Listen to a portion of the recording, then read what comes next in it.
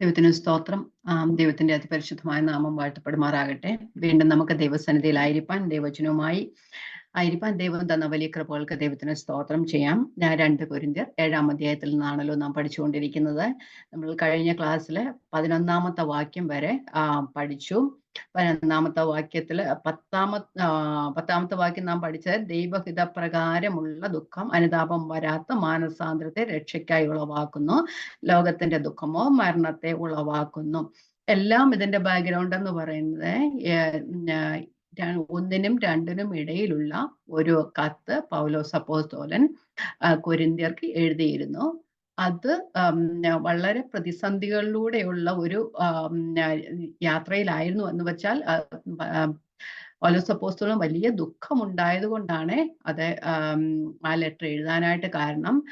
ആ എഴുതിയ ലെറ്റർ മൂലം കൊരിന്ത്യരിൽ വന്ന മാറ്റത്തെക്കുറിച്ചാണ് ഈ ലെറ്ററിൽ പ്രതിപാദിച്ചിരിക്കുന്നത്. അത് അവർക്ക് നമ്മൾ കഴിഞ്ഞ ക്ലാസ്സിൽ കണ്ടു, ദൈവഹിത പ്രകാരമുള്ള ദുഃഖം അവരിൽ ഉളവായി എന്ന് വെച്ചാൽ അത്ര തീവ്രമായ ഒരു ലെറ്റർ ആയിരുന്നു.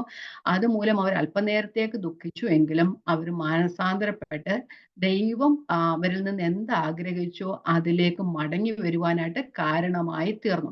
അതുകൊണ്ടാണ് പറയുന്നത് ദൈവഹിത പ്രകാരമുള്ള ദുഃഖം അനുതാപം വരാത്ത മാനസാന്തരത്തെ രക്ഷയ്ക്കായി ഉളവാക്കുന്നു, ലോകത്തിന്റെ ദുഃഖമോ മരണത്തെ ഉളവാക്കുന്നു.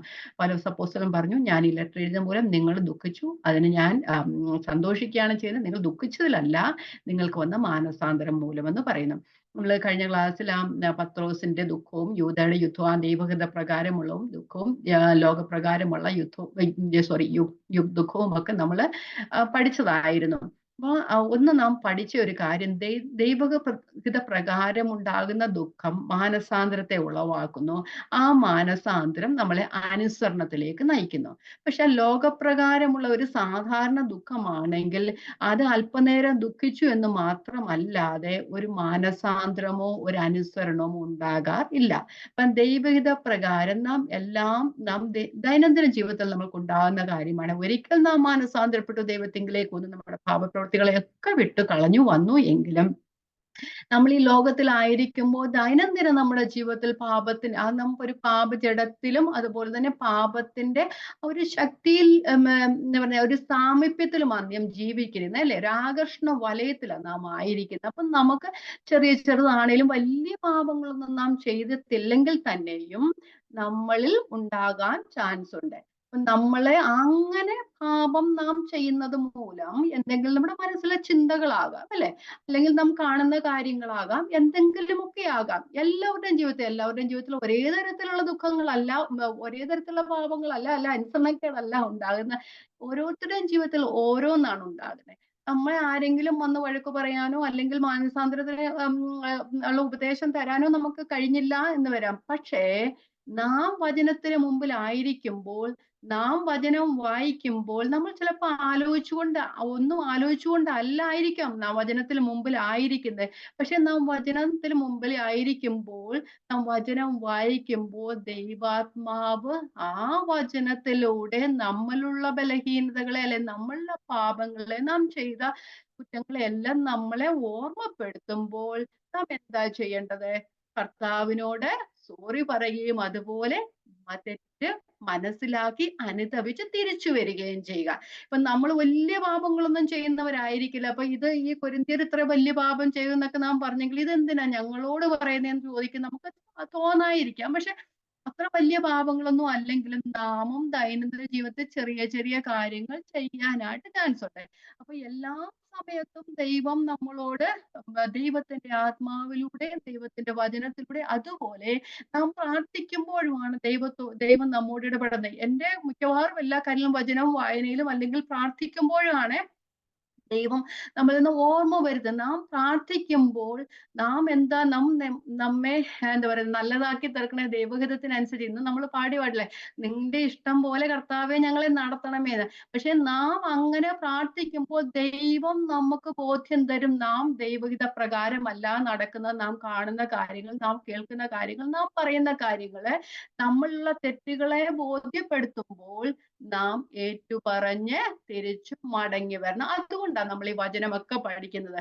നമുക്ക് വേണമെങ്കിൽ അവിടുന്നും ഇവിടുന്നും എടുത്ത് ഓരോ കാര്യങ്ങള് അല്ല പ്രസംഗങ്ങൾ പറയുന്ന പോലെ നമുക്ക് പറയാമായിരിക്കാം. പക്ഷെ അതൊന്നും നമ്മളെ ഒരു മാനസാന്തരത്തിലേക്കോ അന്നേരം ഒരു ഫീൽ ഗുഡ് സ്വഭാവത്തിലേക്ക് മാറ്റുന്നതല്ലാതെ നമ്മളെ ഒരു മാനസാന്തരത്തിലേക്ക് നയിക്കുകയില്ല. നാം ഈ തുടർമാനമായിട്ട് വചനം പഠിക്കുമ്പോൾ അത് ദൈവം നമ്മളിൽ ആഗ്രഹിക്കുന്ന കാര്യങ്ങൾ ചെയ്തെടുക്കുവാനായിട്ട് കഴിയും. അതുപോലെ എന്തെങ്കിലും അനുഭവങ്ങൾ നമ്മുടെ ജീവിതത്തിൽ ഉണ്ടാകുമ്പോൾ, കഷ്ടങ്ങൾ ഉണ്ടാകുമ്പോൾ അത് പലതും ദൈവം നമ്മെക്കുറിച്ച് ദൈവം ആഗ്രഹിക്കുന്ന രീതിയിലായിത്തീരാനാണ്. ഇവിടെ പറയുന്നു ദൈവഹിത പ്രകാരമുള്ള ദുഃഖം അവർക്ക് അനുതാപം വരാത്ത മാനസാന്തരത്തെ രക്ഷയ്ക്കായി ഉളവാക്കുന്നു. അവരിലൊരു മാനസാന്തരം, ആ ദുഃഖം മാനസാന്തരത്തിലേക്ക് കാരണമായി തീർന്നു. അത് അവരുടെ പ്രവൃത്തിയാൽ പൗലോസ് അപ്പോസ്തലനും കൂടെയുള്ളവർക്കും മനസ്സിലാകുവാനായിട്ട് ഇടയായി തീർന്നു. എന്നിട്ട് 11-ാമത്തെ വാക്യം നാം പറയുന്നു, ദൈവഹിത പ്രകാരം നിങ്ങൾക്കുണ്ടായ ദുഃഖം എത്ര ഉത്സാഹം, എത്ര പ്രതിവാദം, എത്ര നീരസം, എത്ര ഭയം, എത്ര വാഞ്ച, എത്ര എരിവ്, എത്ര പ്രതികാരം നിങ്ങളെ ജനിപ്പിച്ചു. അപ്പൊ ഇങ്ങനെ എല്ലാം കാര്യങ്ങൾ അവരിൽ ഉളവാകുവാനായിട്ട് കഴിഞ്ഞു. ഒരു പേടിയോടുകൂടിയായിരുന്നു പൗലോസ് അപ്പോസ്തലൻ ലെറ്റർ എഴുതിയത്. കാരണം ഒന്നുകിൽ രണ്ട് കാര്യങ്ങൾ നമ്മൾ കഴിഞ്ഞ ക്ലാസ്സിൽ പഠിച്ചു. ഒന്നുകിൽ പൗലോസ് അപ്പോസ്തലനെ തികച്ചും റിജക്ട് ചെയ്യാനായിട്ട് ഇടയായി തീരും, അല്ലെന്നുണ്ടെങ്കിൽ അവരില് മനസാന്തരം വരും. അപ്പം ഇത് രണ്ടാമത്തെ കാര്യം സംഭവിച്ച പൗലോസ് അപ്പോസ്തലനും ദൈവവും ആഗ്രഹിച്ച രീതിയിൽ അവർക്ക് മാനസാന്തരം വരുവാനായിട്ട് ഇടയായി തീർന്നു. ഇനി നമുക്ക് 13-ാമത്തെ വാക്യത്തിലേക്ക് പോകാം. 13, 13, 14, 15, 12-ാമത്തെ വാക്യം. 12-ാമത്തെ വാക്യം 12 മുതൽ 16 വരെയുള്ള കാര്യങ്ങൾ നമ്മൾ ഈ പഠിച്ച കാര്യങ്ങളുടെ എല്ലാം റിവിഷനാണ്. വായിച്ചു പോകുന്നതേ ഉള്ളൂ. കാര്യമായിട്ട് അതിനകത്ത് നമുക്ക് ഒന്നും എക്സ്പ്ലെയിൻ ചെയ്യാനായിട്ടില്ല. വായിച്ചു പോകാവുന്ന കാര്യങ്ങൾ മാത്രമേ ഉള്ളൂ. ഈ ചാപ്റ്റർ തീർത്തിട്ട് 8-ാമത്തെ ചാപ്റ്ററിന്റെ കുറച്ച് വാക്യങ്ങളും കൂടെ പഠിക്കണമെന്നാണ് ഞാൻ ആഗ്രഹിക്കുന്നത്, ദൈവം അനുവദിക്കുന്നെങ്കിൽ. ഓക്കെ, നമുക്ക് 12-ാമത്തെ വാക്യം വായിക്കാം. ഞാൻ നിങ്ങൾക്ക് എഴുതിയത് അന്യായം ചെയ്തവൻ നിമിത്തമല്ല, അന്യായം അനുഭവിച്ചവൻ നിമിത്തവുമല്ല, ഞങ്ങൾക്ക് വേണ്ടിയുള്ള നിങ്ങളുടെ ഉത്സാഹം ദൈവത്തിന്റെ മുമ്പാകെ നിങ്ങളുടെ ഇടയിൽ വെളിപ്പെടേണ്ടതിന് തന്നെ. അപ്പം അവിടെ എന്താ പറയുന്നേ, ആ ഒരു ഈ ലെറ്റർ എഴുതിയത് ആ പ്രതികാരം ചെയ്ത അല്ലെങ്കിൽ ആ പാപം ചെയ്തവൻ, ഞാൻ POC ബൈബിൾ വായിക്കാം ആദ്യം. അപരാധം ചെയ്തവനെ പ്രതിയോ അപരാധത്തിന് ഇരയായവനെ പ്രതിയോ അല്ല ഞാൻ നിങ്ങൾക്ക് എഴുതിയത്. പ്രത്യേക ഞങ്ങളോട് നിങ്ങളുടെ താല്പര്യം ദൈവസന്നിധിയിൽ വെളിപ്പെടേണ്ടതിനാണ് എന്ന് പറഞ്ഞാല്, ഇപ്പം കൊരിന്ത്യർ സഭ ഒരു പാപം ചെയ്തു. അത് നമ്മള് 1 കൊരിന്ത്യർ 5-ാം അധ്യായത്തിലാണ് കണ്ടതല്ലേ. അപ്പൊ ആ ഒരു പാപം എന്ന് പറഞ്ഞാൽ ജാതികളിൽ പോലും ഇല്ലാത്തൊരു പാപമാണെന്നാണ് നമ്മൾ പൗലോസ് അപ്പോസ്തലൻ അവിടെ പറഞ്ഞത് അല്ലെ. അപ്പൊ ആ പാപം ചെയ്ത ഒരാളെ അവരെന്താ ചെയ്തത്, ആ പാപത്തിനെതിരെ പ്രതികരിക്കാതെ അല്ലെങ്കിൽ ആ ആൾക്ക് വേണ്ട ശിക്ഷാ നടപടി എടുക്കാതെ ആ പാപത്തെ കണ്ണടച്ച് കളയുന്ന ഒരു സ്വഭാവമായിരുന്നു അവരിൽ ഉണ്ടായത് അല്ലെ. അപ്പൊ അവർ പാപം ചെയ്തുകൊണ്ടിരിക്കുക. പാപം ചെയ്താൽ ഓൾറെഡി പാപം ചെയ്തു, പക്ഷെ കൊരിന്ത്യ സഭയും പാപം ചെയ്തുകൊണ്ടിരിക്കുക. പാപത്തിനെതിരെ നമ്മൾ പോരാടണമെന്നാ പറയുന്നത് അല്ലെ.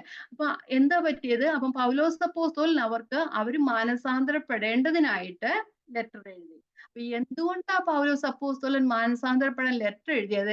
കാരണം അവരോടുള്ള സ്നേഹം കൊണ്ടല്ലേ. അവര് മാനസാന്തരപ്പെട്ട് ദൈവസന്നിധിയിലേക്ക് തിരിച്ചും വരണം, പാപത്തെ എന്താണെന്ന് മനസ്സിലാക്കി അത് തിരുത്തി തിരിച്ചു വരണം എന്ന ഉദ്ദേശത്തോടു കൂടിയ പൗലോസ് അപ്പോസ്തലൻ എഴുതിയ. പൗലോസ് അപ്പോസ്തലൻ പറയുകയാണ്, അപ്പൊ ഇതെല്ലാം വ്യക്തമാക്കുന്നത് ഞങ്ങൾക്ക് നിങ്ങളുള്ള സ്നേഹമാണ്, അല്ലാതെ കുറ്റം ചെയ്ത ആളെ കുറിച്ചോ കുറ്റത്തെക്കുറിച്ചോ ഒന്നുമല്ല. നിങ്ങൾ തിരിച്ച് ദൈവസന്നിധിയിലേക്ക് വരണം. അപ്പൊ ഞങ്ങളുടെ ആ ഒരു ആത്മാർത്ഥത അത് നിങ്ങൾ പറഞ്ഞില്ലെങ്കിൽ തന്നെയും ദൈവസന്നിധിയിൽ വെളിപ്പെടുവാനായിട്ട് ഇടയായി തരും. നമ്മൾ ചിലപ്പം പറയത്തില്ലേ, നമ്മുടെ കുഞ്ഞുങ്ങളെ നമ്മൾ വഴക്ക് പറയും, മറ്റുള്ളവരാണെങ്കിൽ എങ്ങനെയെങ്കിലും പോട്ടെന്ന് വിചാരിക്കും. പക്ഷെ അതൊന്നും നമ്മൾ കണ്ണടച്ച് കളയുന്ന ഒരു ഇതാണ്. അതൊന്നും നമുക്ക് എന്താ പറയുന്നത്, അത് ദൈവസന്നിധിയിൽ നേരുള്ളതല്ല. കുറ്റം കണ്ടാൽ നാം എതിർക്കുകയും അത് ഉപദേശിക്കുകയും ചെയ്യേണ്ടത് നമ്മുടെ ഉത്തരവാദിത്തമാണ്. അപ്പൊ ഈ കൊരിന്ത്യൻ സഭ കുറ്റം ചെയ്തപ്പോൾ പൗലോസ് അവരെ മാനസാന്തരപ്പെടാൻ വേണ്ടിയിട്ട് ഉപദേശിച്ചത് അത് അവരോടുള്ള സ്നേഹമാണ്. അത് ദൈവസന്നിധിയിൽ വെളിപ്പെടാനായിട്ട് ഇടയായി തരും. അപ്പം പൗലോസ് അപ്പോസ്തലനെ കൊരിന്ത് സഭ അംഗീകരിച്ചില്ലെങ്കിൽ തന്നെ, ആ പ്രവൃത്തിയെ കൊരിന്ത് സഭ അംഗീകരിച്ചില്ലെങ്കിൽ തന്നെയും പൗലോസിന്റെയും കൂട്ടരുടെയും ആത്മാർത്ഥത ദൈവത്തിന്റെ മുമ്പിൽ വെളിപ്പെടും. കാരണം സ്നേഹത്തിന്റെ ഒരു സ്നേഹത്തിന്റെ ഒരു പ്രകടനമായിരുന്നു അവിടെ കാണിച്ചതെന്ന് നമുക്ക് മനസ്സിലാക്കുവാനായിട്ട് കഴിയും അല്ലെ. അതാണ് അവിടെ പറഞ്ഞത്. ഞാൻ നിങ്ങൾക്ക് എഴുതിയത് അന്യായം ചെയ്തവൻ നിമിത്തമല്ല, അന്യായം അനുഭവിച്ച നിമിത്തമല്ല, ഞങ്ങൾക്ക് വേണ്ടിയുള്ള നിങ്ങളുടെ ഉത്സാഹം ദൈവം മുമ്പാകെ നിങ്ങളുടെ ഇടയിൽ വെളിപ്പെടും. അപ്പൊ ഞങ്ങൾ പറഞ്ഞത് ദൈവസന്നിധിയിൽ വെളിപ്പെടും, ഞങ്ങൾ ശരിയാണെന്നുള്ളത്. നിങ്ങൾ പാപം ചെയ്ത് തിരിച്ചു വന്നത്, അല്ലെങ്കിൽ എനിക്ക് വേണമെങ്കിൽ നിങ്ങൾ പാപം ചെയ്തത് അങ്ങ് പോട്ടെ എന്ന് വിചാരിക്കാമായിരുന്നു. അത് എന്റെ ആത്മാർത്ഥതയല്ല, അത് എന്റെ സ്നേഹവുമല്ല. അപ്പൊ ഞാൻ നിങ്ങളുള്ള സ്നേഹം കാരണമാണ് അത് ഉപദേശിച്ചത്, അത് ദൈവസന്നിധിയിൽ വെളിപ്പെട്ടു എന്നാണ് പറയുന്നത്. ഓക്കെ, 13-ാമത്തെ വാക്യം.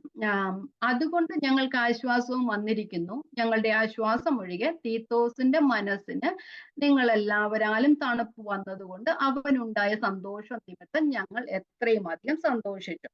അപ്പൊ ഇവിടെ എന്തിനാണ് ആ ഒരു ലെറ്റർ എഴുതിയത് മൂലം അവരിൽ വന്ന മാറ്റം, ആ ഒരു പ്രയോജനം മൂലം പൗലോസിന് സന്തോഷമുണ്ടായി അല്ലെ. ഒരു എന്തിനു വേണ്ടിയാണോ ആ ലെറ്റർ എഴുതിയത് അവരിൽ ആ മാനസാന്തരം വന്നു, അത് പ്രയോജനമുണ്ടായി. അതുപോലെ തന്നെ ലെറ്റർ എഴുതി കൊടുത്തു വിട്ടത് തീത്തോസിന്റെ കയ്യിലായിരുന്നു അല്ലെ. അപ്പൊ ആ തീത്തോസും സന്തോഷത്തോടെ മടങ്ങി വന്നു. നമ്മൾ കഴിഞ്ഞ ക്ലാസ്സിൽ പറഞ്ഞതായിരുന്നു, ഇത്രത്തോളം ഒരു തീവ്രതയേറിയ ഒരു ലെറ്റർ ആയിരുന്നിട്ടും ആ കൊണ്ടുപോകുന്ന ആളെ ഉപദ്രവിക്കാനോ അവരെ സ്വീകരിക്കാതിരിക്കാനുള്ള അവസരം ഉണ്ടായിരുന്നു അല്ലെ. അത് പൗലോസിനെയും തീത്തോസിനെയും ഒരുപോലെ റിജക്ട് ചെയ്യുന്ന ഒരു അവസ്ഥ അവരിൽ ഉണ്ടാകാമായിരുന്നു. അപ്പൊ അത് രണ്ടിൽ നിന്നും മാറ്റം വരികയും അവരെ പൗലോസിന്റെ ലെറ്ററിന് ശരിയായ രീതിയിൽ പ്രതികരിക്കുകയും മാനസാന്തരപ്പെടുകയും അതുപോലെ തന്നെ കൊണ്ടുപോയ തീത്തോസിനെ സന്തോഷത്തോടെ മടക്കി തിരിച്ചു വിടുകയും ചെയ്തതിനാൽ പൗലോസ് പറയുന്നു, എനിക്ക് രണ്ടിനാലും എനിക്ക് സന്തോഷമുണ്ട്. എന്നോട് വായിക്കാം. അതുകൊണ്ട് ഞങ്ങൾക്ക് ആശ്വാസം വന്നിരിക്കും. എന്തുകൊണ്ട്? ലെറ്റർ കൊണ്ട്. ഞങ്ങളുടെ ആശ്വാസം ഒഴികെ തീത്തോസിന്റെ മനസ്സ് നിങ്ങൾ എല്ലാവരാലും തണുപ്പ് വന്നതുകൊണ്ട് അവനുണ്ടായ സന്തോഷം നിമിത്തം ഞങ്ങളെ പറയുന്നു. അപ്പൊ രണ്ട് കാരണത്താലും പൗലോസ് അപ്പോസ്തലൻ സന്തോഷിക്കുന്നു. ഓക്കെ, അടുത്ത വാക്യം. അവനോട് നിങ്ങളെ കുറിച്ച് വല്ലതും പ്രശംസിച്ചുണ്ടെങ്കിൽ ഞാൻ ലജ്ജിച്ചു പോയിട്ടില്ല.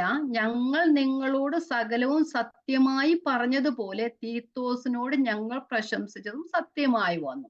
അപ്പം പൗലോസ് അപ്പോസ്തലൻ തീത്തോസിനെ കൊരിന്തിലേക്ക് വിടുന്നതിന് മുമ്പേ കൊരിന്തിരെ കുറിച്ചുള്ള ചില കാര്യങ്ങൾ തീത്തോസിനോട് പറഞ്ഞു വിട്ടിട്ടുണ്ടായിരുന്നു. നമ്മൾ ഒരാള് എവിടെയെങ്കിലും ഒന്ന് പറഞ്ഞു വിടുമ്പോഴേ നമ്മുടെ കുഞ്ഞുങ്ങളെ ആണേലും അല്ലെ നമ്മളാണേലും ഒരാൾ അറിയാത്ത സ്ഥലത്തൊക്കെ പോവുകയാണെങ്കിൽ അവരെ കുറിച്ചുള്ള കാര്യങ്ങൾ നമ്മൾ പറയാറുണ്ട് അല്ലെ. അതുപോലെ കൊരിന്ത്യർക്ക് ലേഖനം അല്ലെ കത്ത് എഴുതി കൊണ്ടുപോയ തീത്തോസിനോടും കൊരിന്തിനേക്കാരെ പറ്റി അവിടെ പറഞ്ഞിരുന്നു. അവിടെ പ്രശംസിച്ച് പറഞ്ഞിട്ടുണ്ട്. എന്തുവാ പ്രശംസിച്ച് പറയേണ്ടത്? ആ പൗലോസിന്റെ ലെറ്റർ കിട്ടുമ്പോൾ അവരിൽ മാനസാന്തരം ഉണ്ടാകും. അതല്ലേ മാനസാന്തരം അല്ലേ പൗലോസ് അപ്പോസ്തലൻ ആഗ്രഹിച്ചത് അവരിൽ നിന്നല്ലേ. അപ്പൊ അവരിൽ മാനസാന്തരം ഉണ്ടാകുമെന്ന് പൗലോസ് അപ്പോസ്തലൻ തീത്തോസിനോട് പറഞ്ഞിരുന്നു. അതുകൊണ്ട് അത് അവർ മാനസാന്തരപ്പെട്ടതിനാല് ഇപ്പോൾ പറയുകയാണ്, എനിക്ക് ലജ്ജിക്കേണ്ടി വന്നില്ല, കാരണം നിങ്ങൾ മാനസാന്തരപ്പെട്ടു. ഞാൻ തീത്തോസിനോട് പറഞ്ഞതെല്ലാം സത്യമാണെന്ന് നിങ്ങൾ തെളിയിച്ചിരിക്കുന്നു എന്ന് പറഞ്ഞു. അപ്പം പൗലോസിന് തീത്തോസിനെ വിടുന്നതിന് മുമ്പേ തീത്തോസിനോട് പറഞ്ഞിരുന്നു, കൊരിന്ത്യർക്ക് ഈ ലെറ്റർ കിട്ടുമ്പോൾ മാനസാന്തരപ്പെടും എന്ന്. ആ പറഞ്ഞു വിട്ടത് അവിടെ സംഭവിച്ചതിനാൽ അവരോട് പറയുകയാണ്, ഞാൻ പറഞ്ഞതെല്ലാം നിങ്ങൾ സത്യമാണെന്ന് തെളിയിച്ചിരിക്കുന്നു എന്ന് പറയാം. അല്ലേ.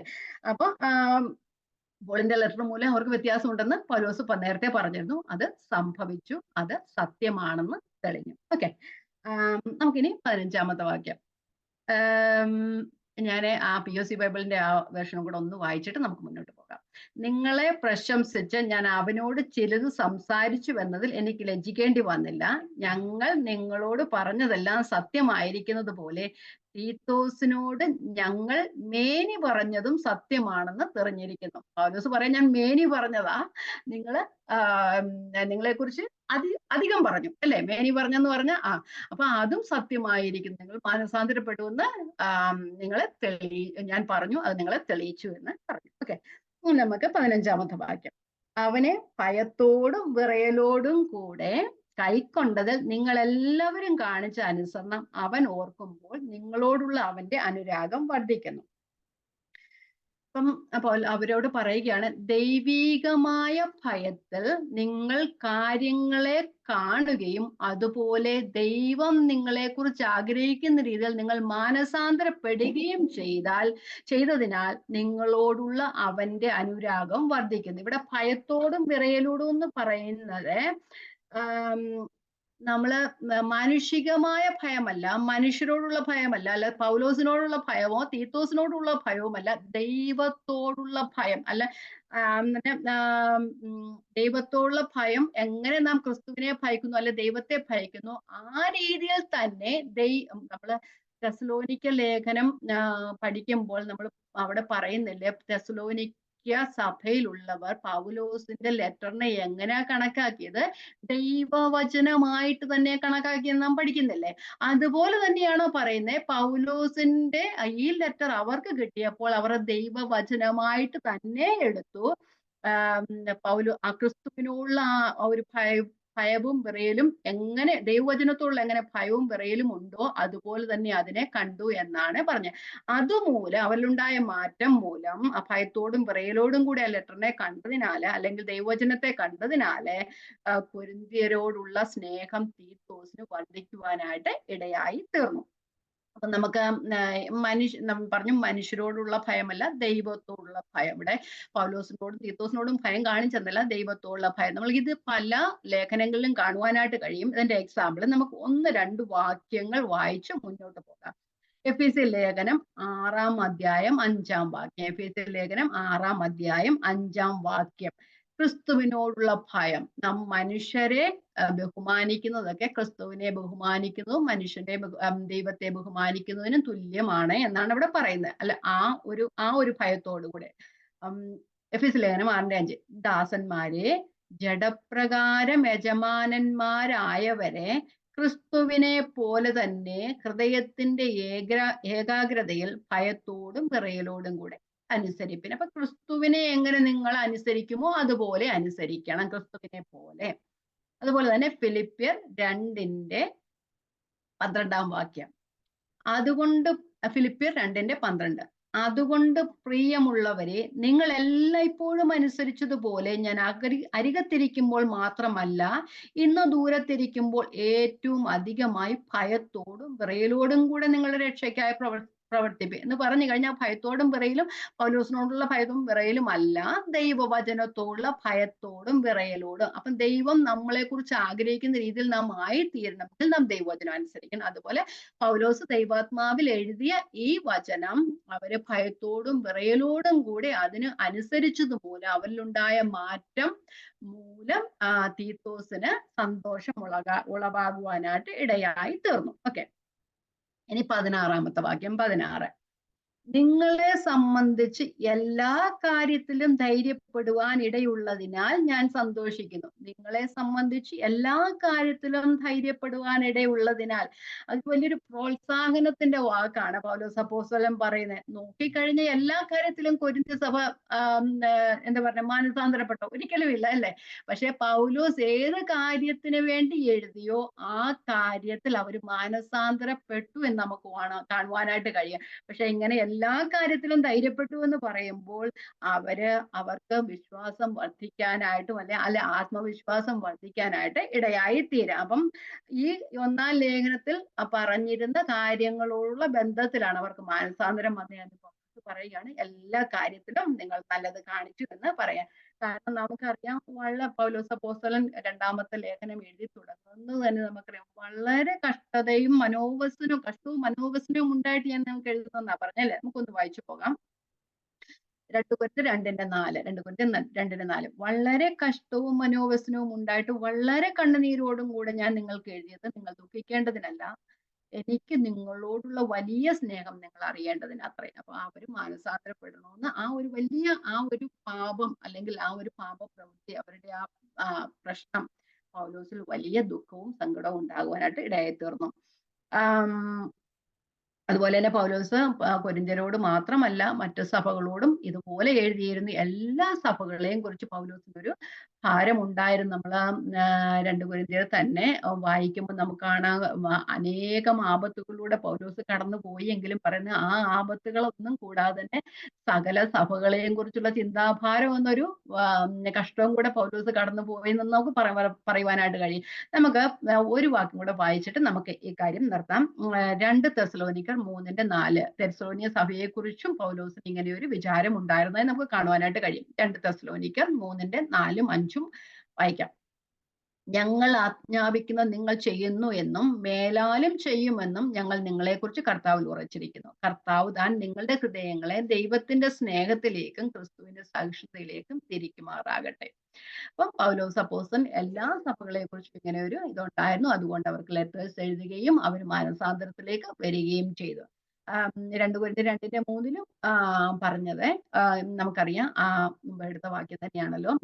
2:4 നമ്മൾ വായിച്ചു, 2:3 കൂടെ വായിച്ചിട്ട് നമുക്ക് ഇവിടെ നിർത്താം.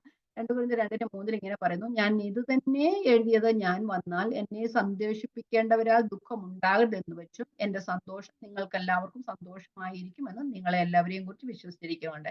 എല്ലാ സഭകളെ കുറിച്ചും പൗലോസിന് ഒരു ആത്മവിശ്വാസം ഉണ്ടായിരുന്നു. എന്തുകൊണ്ടാണ് ഈ ആത്മവിശ്വാസം ഉണ്ടാകാനായിട്ട് കാരണം?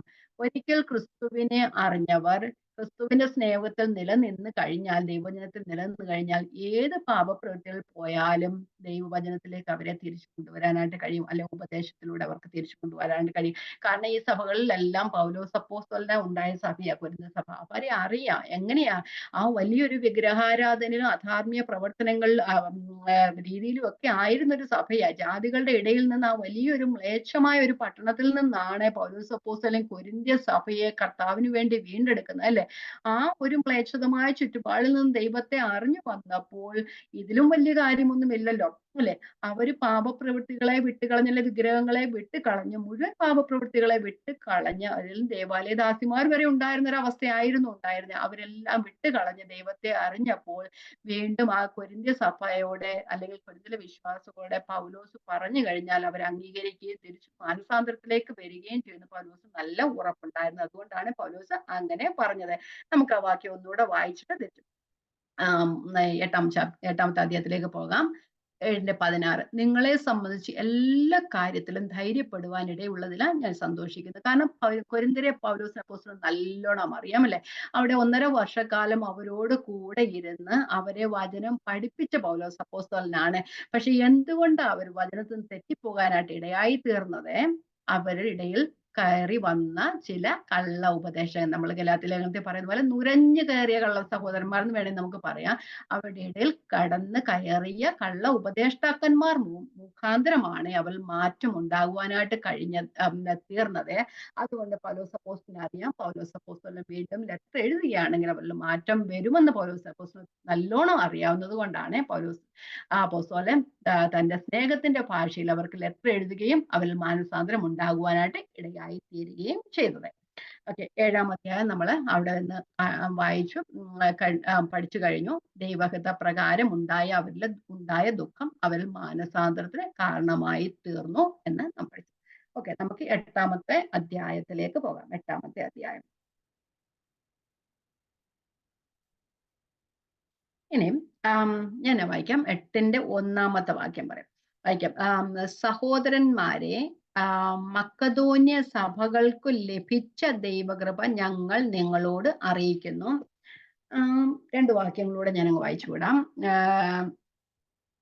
സഹോദരന്മാരെ, മക്കതോന്യ സഭകൾക്ക് ലഭിച്ച ദൈവകൃപ ഞങ്ങൾ നിങ്ങളോട് അറിയിക്കുന്നു. കഷ്ടത എന്ന കഠിന ശോധനയിലായിരുന്നിട്ടും അവരുടെ സന്തോഷ സമൃദ്ധിയും മഹാദാരിദ്ര്യവും ധാരാളം ഔദാര്യം കാണിപ്പാൻ കാരണമായി തീർന്നു.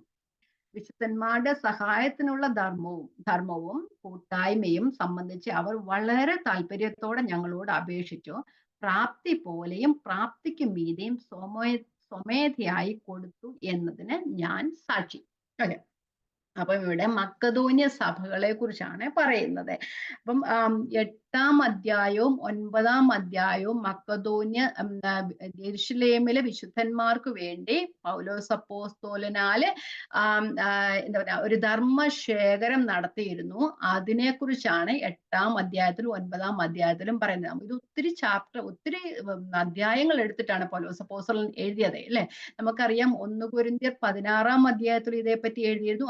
അതുപോലെ തന്നെ റോമാലേഖനത്തിലും പൗലോസ് അപ്പോസ്തലൻ ഇതേപ്പറ്റി എഴുതിയിരുന്നതായിട്ട് നമുക്ക് കാണുവാനായിട്ട് കഴിയും. റോമാലേഖനം 15-ാം അധ്യായത്തിൽ ഇതിനെക്കുറിച്ച് എഴുതിയിരുന്നു. ഇവിടെ 8ഉം 9ഉം അധ്യായങ്ങൾ അന്ന് എഴുതിയ സമയത്ത് അധ്യായങ്ങളായി തിരിച്ചിട്ടില്ല എങ്കിലും നമുക്കറിയാം ഈ 2 അധ്യായങ്ങളിലും ഇതേക്കുറിച്ച് തന്നെയാണ് പൗലോസ് അപ്പോസ്തലൻ എഴുതിയിരുന്നത്.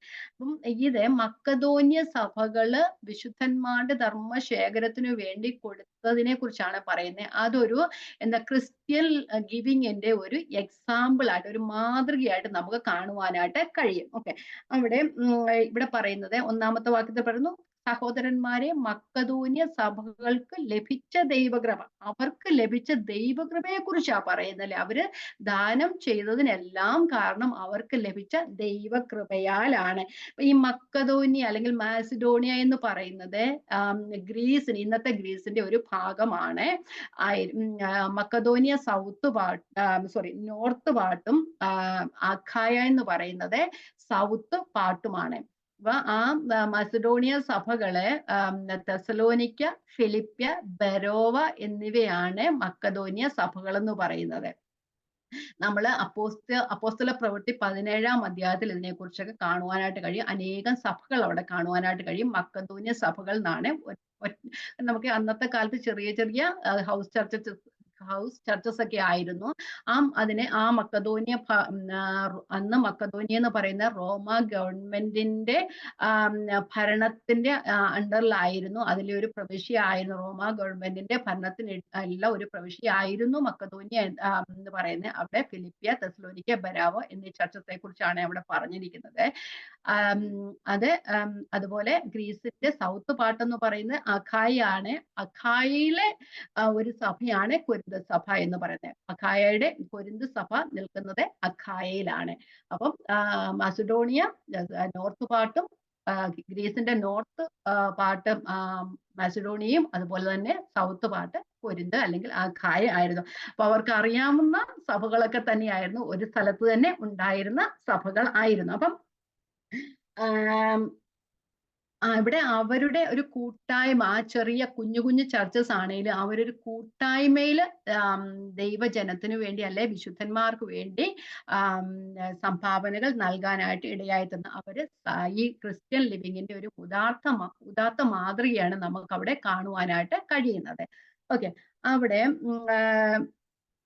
ഇവിടെ പൗലോസ് പറയുക, അവർ ഇത്രത്തോളം ഔദാര്യം കാണിപ്പാൻ കാരണമായതിന്റെ ആ ഒരു കാരണമെന്ന് പറയുന്നത് അവർക്ക് ലഭിച്ച ദൈവകൃപയാണ്. അപ്പം അവിടെ പൗലോസ് പറയാൻ ഉദ്ദേശിക്കുന്നതെന്ന് പറയുന്നത്, അവരാ കാണിച്ച ഔദാര്യം അവരുടെ സ്വയമായ കഴിവിനാലല്ല അവർ ചെയ്ത, ദൈവകൃപയാലാണ് ചെയ്തത്. അല്ലെങ്കിൽ ദൈവം അവരിലൂടെ ചെയ്ത ഒരു പ്രവൃത്തിയാണ് അവർ ഔദാര്യം കാണിക്കാനായിട്ട് ഇടയായിരുന്നത്. ഇവിടെ നമുക്ക് 2 കാര്യങ്ങളാണ് കാണുന്നത്. ഒന്നാമത് അവർക്ക് അവസരം ലഭിച്ചു, അതുപോലെ തന്നെ അവര് ആ അവസരം ഉപയോഗപ്പെടുത്തുവാനുള്ള സന്നദ്ധത കാണിച്ചു. they got the opportunity to help. അവർക്കൊരു അവസരം ലഭിച്ചു. അതുപോലെ തന്നെ they had the willingness to help. ഇത് രണ്ടും ദൈവകൃപയാണ്. അവർക്ക് അവസരം ലഭിച്ചത് തന്നെ ദൈവത്തിന്റെ കൃപയാണ്. അതുപോലെ തന്നെ അവരത് സന്നദ്ധത കാണിച്ച, അല്ലെങ്കിൽ അവരത് ആ ഒരു വില്ലിങ്നെസ് കാണിച്ചതും ദൈവത്തിന്റെ കൃപയാണ്. അപ്പം ഇവര് സഹായം, അവരുടെ കാര്യം നമ്മൾ 2-ാമത്തെ വാക്യത്തിൽ പറയുന്നുണ്ട്. അവര് കഠിന ശോധനയിലായിരുന്നിട്ടും അല്ലെ, കഷ്ടത എന്ന കഠിന ശോധനയിലായിരുന്നിട്ടും അവര് സഹായം കാണിപ്പാൻ കാരണമായി തീർന്നത് അവർക്ക് ലഭിച്ച ദൈവകൃപയാണ്. ഒന്നാമത് അവർക്ക് ദൈവത്തിന്റെ കൃപയാൽ അവർക്ക് അവസരത്തെ കൊടുത്തു, അവർക്ക് ഓപ്പർച്യൂണിറ്റി കൊടുത്തു. അതുപോലെ തന്നെ അവര് ഓപ്പർച്യൂണിറ്റി ചെയ്യാനായിട്ടുള്ള സന്നദ്ധതയും കാണിച്ചു, അല്ലെങ്കിൽ വില്ലിങ്നെസ് അവർ കാണിച്ചു എന്ന് നമുക്ക് കാണുവാനായിട്ട് കഴിയും. റോമാലേഖനം 15-ാം അധ്യായത്തിൽ പൗലോസ് അപ്പോസ്തലൻ ഇതേക്കുറിച്ച് എഴുതുമ്പോൾ പറയുന്നത്, കാരണം നാം ദൈവ കാര്യങ്ങൾക്ക് വേണ്ടി ചെയ്യുന്നത് നമ്മളുടെ ഉത്തരവാദിത്തമാണ് എന്നാണ് പറയുന്നത്. ഓക്കെ, നമുക്കൊന്ന് വായിക്കാം. റോമാലേഖനം 15-ാം അധ്യായം 26ഉം 27ഉം വാക്യങ്ങൾ. റോമാലേഖനം 15-ാം അധ്യായം 26ഉം 27ഉം വാക്യങ്ങൾ. യെരൂശലേമിലെ വിശുദ്ധന്മാരിൽ ദരിദ്രരായവർക്ക് ഏതാനും ധർമ്മോപകാരം ചെയ്യുവാൻ മക്കതോന്യയിലും ആഖായിലും ഉള്ളവർക്ക് ഇഷ്ടം തോന്നി. അവർക്ക് ഇഷ്ടം തോന്നി എന്ന് മാത്രമല്ല, അതവർക്ക് കടവുമാകുന്നു. ജാതികൾ അവരുടെ ആത്മീക നന്മകളിൽ കൂട്ടാളികളായെങ്കിൽ ഐഹിക നന്മകളിൽ അവർക്ക് ശുശ്രൂഷ ചെയ്യുവാൻ കടംപെട്ടിരിക്കുന്നുവല്ലോ. അപ്പൊ യെരൂശലേമിലെ ദരിദ്രന്മാരെന്ന് പറഞ്ഞാൽ വിശുദ്ധന്മാരിൽ ദരിദ്രന്മാരായവർ, കാരണം അവർ കഷ്ടത്തിലൂടെ കടന്നു പോകുന്നു. എന്തുകൊണ്ടാണ് യെരൂശലേമിലെ വിശുദ്ധന്മാർ കഷ്ടത്തിലൂടെ കടന്നുപോയെന്നൊക്കെ നമ്മള് എബ്രായ ലേഖനത്തിൽ പഠിച്ചതായിരുന്നു അല്ലെ. അവരെ പീഡനമുണ്ട്, അതുപോലെ തന്നെ അവരെ ക്രിസ്തുവിലേക്ക് വന്നത് മൂലം അവർക്ക് ലഭിക്കാനുള്ള ഓഹരി വീട്ടിൽ നിന്ന് കിട്ടിക്കാണത്തില്ല. അതുപോലെ തന്നെ അവരുടെ ജോലി നഷ്ടമായിരിക്കാം. ആ കൈസരുടെ അവർക്ക് ആ പീഡനങ്ങളെല്ലാം ഉണ്ടായിട്ടും അവർക്ക് കഷ്ടങ്ങളിലൂടെ കടന്നുപോയി. അതുപോലെ തന്നെ അഗബോസ് പ്രവചിക്കുന്നുണ്ട് ഒരു ക്ഷാമം വരുമെന്നൊക്കെ നമ്മൾ അപ്പോസ്തലപ്രവൃത്തിയിൽ കാണുന്നുണ്ട്. അതൊക്കെ കാരണമായി തീർന്നൊക്കെ നമ്മളിത് പഠിച്ചതായിരുന്നല്ലോ 16-ാം അധ്യായം 1 കൊരിന്ത്യർ 16-ാം അധ്യായം നമ്മൾ പഠിച്ചപ്പോഴേ. അപ്പം അവരോട് പറയുകയാണ്, റോമക്കാർക്ക് എഴുതുമ്പോൾ പറയുകയാണ്, അവര് നിങ്ങളുടെ ആത്മീക നന്മകൾ കൂട്ടാളികളായെങ്കിൽ ഐഹിക നന്മകൾ അവർക്ക് ശുശ്രൂഷ ചെയ്യുവാൻ കടംപെട്ടിരിക്കുക. എന്താ കാരണം? യെരൂശലേമിൽ നിന്നല്ലേ വചനം ലോകത്തിന്റെ മറ്റു ഭാഗങ്ങളിലേക്കൊക്കെ പകർന്നേ അല്ലേ. അവിടെ യെരൂശലേമിൽ നിന്നാ പകർന്നേ. അതുകൊണ്ട് ജാതികളായവര് യെരൂശലേമിലെ ആൾക്കാർക്ക് വേണ്ടി സഹായം ചെയ്യേണ്ടത് അവരുടെ കടമയാണെന്നാണ് പറയുന്നത്. അപ്പം നമ്മള് റോമാലേഖനത്തിൽ പറയുന്നത് 12-ാം അധ്യായത്തിൽ ഇങ്ങനെ വന്ന് പലരായ നാം ക്രിസ്തുവിൽ ഒരു ശരീരവും എല്ലാവരും തമ്മിൽ അവയവങ്ങളുമാലും എന്ന് പറയുന്നുണ്ടല്ലോ. അപ്പം ഒരു ശരീരം കഷ്ടം അനുഭവിക്കുന്നെങ്കിൽ അവയവങ്ങളെല്ലാം കൂടെ കഷ്ടം അനുഭവിക്കുകയും ഒരു അവയവങ്ങൾ സന്തോഷിക്കുന്നുവെങ്കിൽ മറ്റു അവയവങ്ങളൂടെ അതിന്റെ സന്തോഷം ഏറ്റെടുക്കുകയും ചെയ്യണം അല്ലെ. പലരായ നാം ക്രിസ്തുവിൽ ഒരു ശരീരവും എല്ലാവരും തമ്മിൽ അവയവങ്ങളും ആകുന്നു. അപ്പൊ ഒരാൾ കഷ്ടപ്പെടുകയാണെങ്കിൽ മറ്റുള്ളവർ അവരെ സഹായിക്കാനായിട്ട് അവര് റെസ്പോൺസിബിൾ ആണ് എന്നാണ് അതിന്റെ അർത്ഥം. ഇനി നമുക്ക് രണ്ടാമത്തെ വാക്യത്തിലേക്ക് പോകാം. അപ്പൊ ഇവിടെ ഒന്നാമത്തെ വാക്യം നമ്മൾ പഠിച്ചത് എന്തുകൊണ്ടാണ് പൗലോസ് വിശുദ്ധന്മാർക്ക്, യെരൂശലേമിലെ വിശുദ്ധന്മാർക്ക് സഹായം ചെയ്യാനായിട്ട് അല്ലെ ഔദാര്യം ചെയ്യാനായിട്ട് മക്കതോന്യ സഭകള് മുൻകൈ എടുത്ത കാരണം അവർക്ക് ലഭിച്ച ദൈവകൃപയാണ്. അവര് സന്നദ്ധ കാണിച്ചു, അതുപോലെ തന്നെ അവർക്ക് അവസരം കിട്ടി. കിട്ടിയ അവസരം അവര് പ്രയോജനപ്പെടുത്തുകയും ചെയ്തു. അത് എന്തുകൊണ്ടാണ്? ദൈവം അവരിൽ കൊടുത്ത കൃപയാലാണ് നമുക്കാണ്. ഓക്കെ, നമുക്ക് രണ്ടാമത്തെ വാക്യത്തിലേക്ക് പോകാൻ. കഷ്ടത എന്ന കഠിന ശോധനയിലായിരുന്നിട്ടും അവരുടെ സന്തോഷ സമൃദ്ധിയും മഹാദാരിദ്ര്യവും ധാരാളം ഔദാര്യം കാണിപ്പാൻ കാരണമായി തീർന്നു. ഒന്ന് നോക്കി, ആ വാക്യങ്ങളിലെല്ലാം നമ്മൾ പോകുമ്പോൾ നമുക്ക് കാണുവാനായിട്ട് കഴിഞ്ഞ ഒരു സൂപ്പർലേറ്റീവ് ഒരു കാണുന്നത് അല്ലെ. എല്ലാം ഇപ്പം ശോധനയെന്നല്ല ഇവിടെ പറഞ്ഞേക്കുന്നത്. എന്താ പറഞ്ഞ? കഠിന ശോധന. ഒരു എന്താ പറയുക, അതിനെ ഒരു നമ്മൾ മലയാളത്തിൽ പറയുന്ന ഇങ്ങനെ ഒരു വിശേഷണ പദവും കൂടെ അതിന് കൊടുത്തിട്ടാ പറയുന്നത് അല്ലെ. വെറും ശോധനയല്ല, കഠിന ശോധന.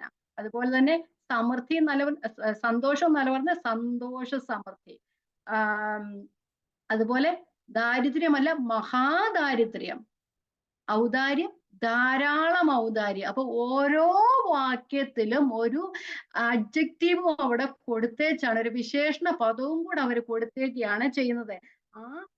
ഇത് മാസിഡോണിയൻ ചർച്ച് എന്ന് പറയുന്നതിന് മുമ്പ് പറഞ്ഞതുപോലെ ക്രിസ്ത്യൻ ഗിവിങ്ങിന് ഒരു എക്സാമ്പിൾ ആണ്, ഒരു മാതൃകയാണ് മാസിഡോണിയൻ ചർച്ചസ്.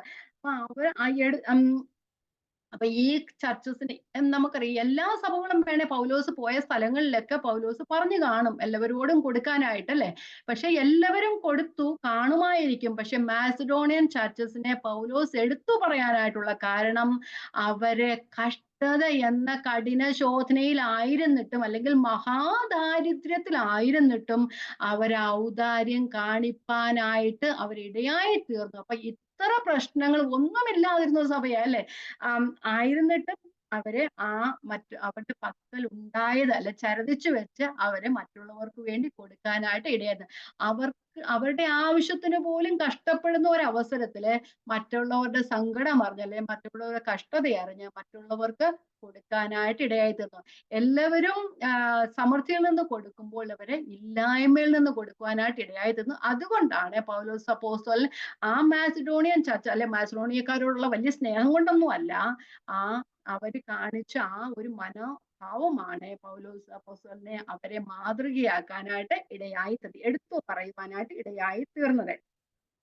കർത്താവും പറഞ്ഞ നമുക്കൊരു ഉത്തമ ഉദാഹരണം നമുക്ക് കാണുവാനായിട്ട് കഴിയും. കർത്താവ് ലൂക്കോസിന്റെ സുവിശേഷം 21 അധ്യായത്തിൽ ഒരു ദരിദ്രയായ ഒരു വിധവ ഭണ്ഡാരത്തിൽ പണമിടുന്നതിനെ കുറിച്ച് നമ്മൾ പഠിക്കുന്നുണ്ട് അല്ലെ.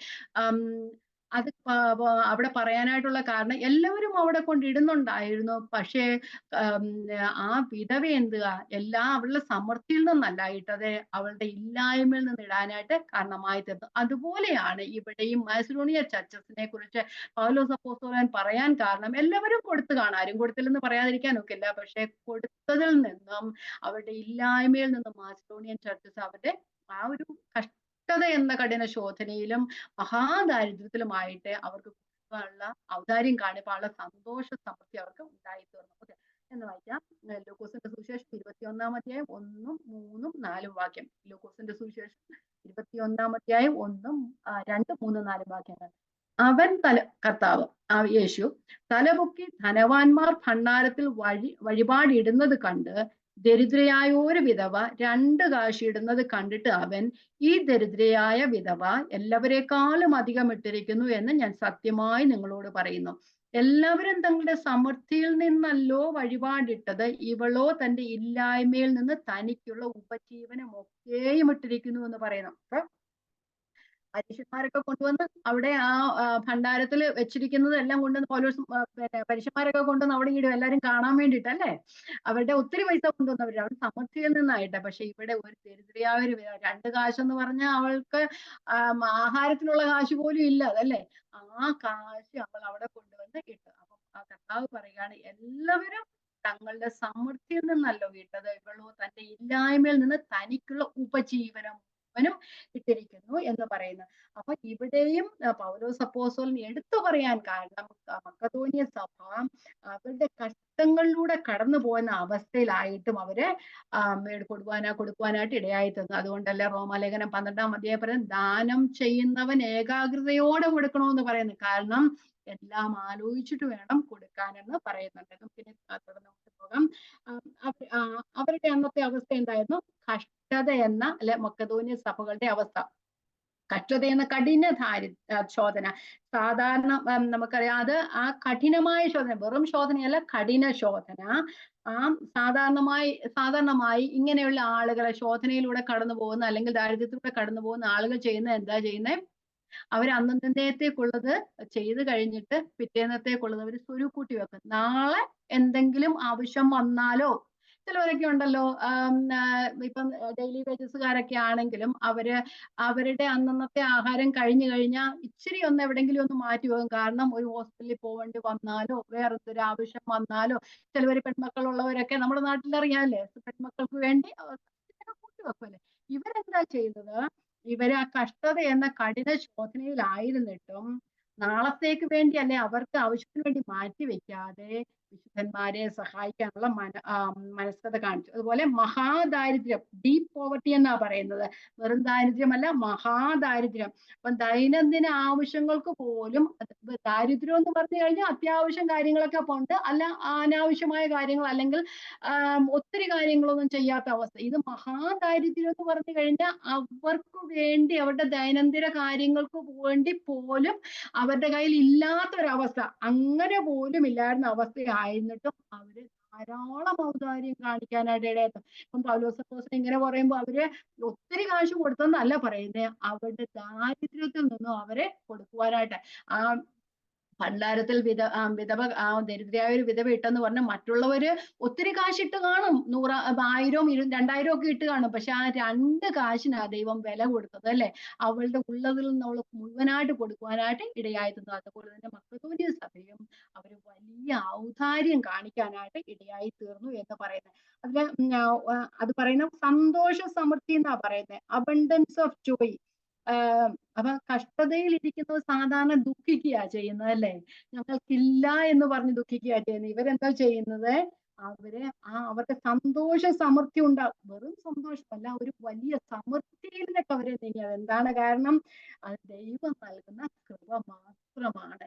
കഷ്ടങ്ങളിലൂടെ കടന്നു പോകുമ്പോൾ സന്തോഷം അനുഭവിക്കുക എന്ന് പറയുന്നത്. പക്ഷെ നമുക്കറിയാം, എത്രയോ ആൾക്കാര് കഴിക്കാൻ ആഹാരമുണ്ട്, ജീവിക്കാൻ വീടുണ്ട്, അല്ല താമസിക്കാൻ വീടുണ്ട്, ജീവിക്കാനുള്ള എല്ലാ സൗകര്യങ്ങളും ഉണ്ടായിട്ടും ഒരിക്കലും സന്തോഷവും സംതൃപ്തിയും ഇല്ലാത്ത അവസ്ഥയിലൂടെ എല്ലാവരും കടന്നു പോകും അല്ലെ.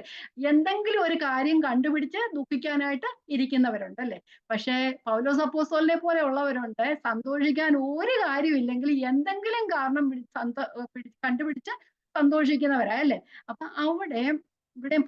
ഇവിടെ ഇവിടെ പറയുന്ന കഷ്ടതയുടെ ശോധനയിലൂടെ കടന്നു പോയിട്ടും കഠിന ദാരിദ്ര്യത്തിലൂടെ കടന്നു പോയിട്ട് അവർക്ക് സന്തോഷ സമൃദ്ധി ഉണ്ടായെന്ന് പറയാം. ഞാനിപ്പോ പറഞ്ഞത് തന്നെ ഞാൻ പറയാം. പൗലോസ് അപ്പോസ്തലന്റെ ഒരു സാക്ഷി നമുക്ക് വായിക്കാനായിട്ട് കഴിയും. ഫിലിപ്പി ലേഖനം 4-ാം അധ്യായത്തിൽ ഞാൻ വായിച്ചു വിടാം. ഫിലിപ്പി ലേഖനം 4-ാം അധ്യായം.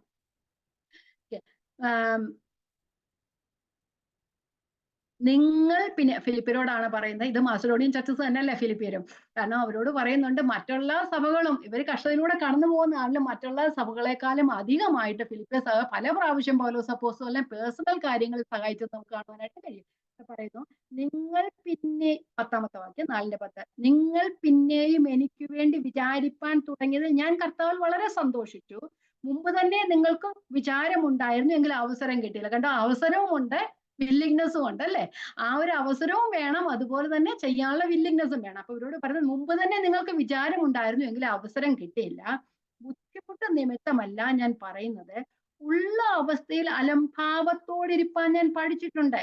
അപ്പൊ അലംഭാവം എന്ന് പറഞ്ഞ അഹങ്കാരമല്ല, സംതൃപ്തിയോടിരിപ്പാൻ. അവിടെ മലയാളം പറയുമ്പോ എന്താ പറയുക, ഇംഗ്ലീഷ് പറയുമ്പോൾ കണ്ടന്റ്മെന്റ് എന്നാ പറയുന്നത്, അത് സംതൃപ്തി എന്നാ പറയുന്നത്. ഇവിടെ അലംഭാവം എന്ന് പറയുന്ന അഹങ്കാരമല്ല, സംതൃപ്തിയോടിരിപ്പാൻ. ബുദ്ധിമുട്ട് നിമിത്തമല്ല ഞാൻ പറയുന്നത്, ഉള്ള അവസ്ഥയിൽ സംതൃപ്തിയോടിരിപ്പാൻ ഞാൻ പഠിച്ചിട്ടുണ്ട്. എന്നെ കണ്ടന്റ് ആയിട്ടിരിക്കാൻ ഞാൻ പഠിച്ചിട്ടുണ്ട്. താഴ്ചയിലിരിപ്പാനും സമൃദ്ധിയിലിരിപ്പാനും എനിക്കറിയാം. തൃപ്തനായിരിക്കാനും വിശന്നിരിപ്പാനും സമൃദ്ധിയിലിരിപ്പാനും ബുദ്ധിമുട്ട് അനുഭവിപ്പാനും എല്ലാം ഞാൻ ശീലിച്ചിരിക്കുന്നു. കാരണം എന്താണ്? എന്നെ ശക്തനാക്കുന്നവൻ മുഖാന്തരം ഞാൻ സകലത്തിനും മതിയാകുന്നു. നമുക്കറിയാം ഈ വാക്യം എന്ന് പറയുന്നത് പലരും അസ്ഥാനത്ത് ഉപയോഗിക്കുന്ന ഒരു വാക്യം അല്ലെ. എന്നെ ശക്തനാക്കുന്നവൻ മുഖാന്തരം ഞാൻ സകലത്തിനും മതിയാകുന്നു. ദൈവം ഇടപെടും, അത് ശരിയാ ആ വാക്യത്തിലൂടെ. പക്ഷെ എന്നെ ശക്തനാക്കുന്നവൻ മുഖാന്തരം ഞാൻ സകലത്തിനും മതിയാകുന്ന വാക്യം ഇതാണ്: കഷ്ടതയിലായിരുന്നിട്ടും സംതൃപ്തി അനുഭവിപ്പാൻ ഇടയാകുന്ന ആ ഒരു കൃപയ്ക്കാണ് ഇവിടെ പറയുന്നത്, എന്നെ ശക്തനാക്കി. എനിക്ക് കഷ്ടത ഉണ്ടായിട്ടും ഞാൻ സംതൃപ്തിയോടിരിപ്പാൻ കാരണം എന്നെ ശക്തനാക്കുന്നവൻ മുഖാന്തരമാണ്. എന്നെ ശക്തനാക്കുന്നവൻ മുഖാന്തരം ഞാൻ സകലത്തിനും മതിയാകുന്നു എന്ന് പറയുന്നുണ്ട്. എന്നിട്ട് നമുക്ക് കഷ്ടതയുടെയും ശോധനയുടെയും നടുവില് വെറും സന്തോഷമല്ല, സന്തോഷ സമൃദ്ധിയിലായിരിക്കാൻ ഫിലിപ്പിയ സഭകൾക്കൊക്കെ അല്ലെങ്കിൽ മക്കെദോന്യ സഭകൾക്കൊക്കെ കാരണമായി തീർന്ന ദൈവത്തിന്റെ കൃപയാണ്. എന്തുകൊണ്ടാണത്? സകല ബുദ്ധിയെയും കവിയുന്ന ഒരു ദൈവ സമാധാനം കൊടുക്കുന്ന ഫിലിപ്പിയരോട് പൗലോസ് അപ്പോസ്തലൻ പറഞ്ഞിട്ടുണ്ടല്ലേ.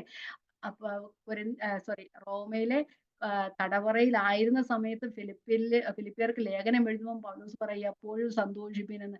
പൗലോസ് അപ്പോസ്തലൻ തിരിച്ചു പറയേണ്ട ആൾക്കാരെ അല്ലെ. ഫിലിപ്പിയർ വേണമെങ്കിൽ പൗലോസ് അപ്പോസ്തലൻ ലെറ്റർ എഴുതി പറയാൻ സന്തോഷമായിട്ടിരിക്കണമെന്ന്. പക്ഷെ പൗലോസ് അപ്പോസ്തലൻ പറയാം സന്തോഷമായിരിക്കാൻ.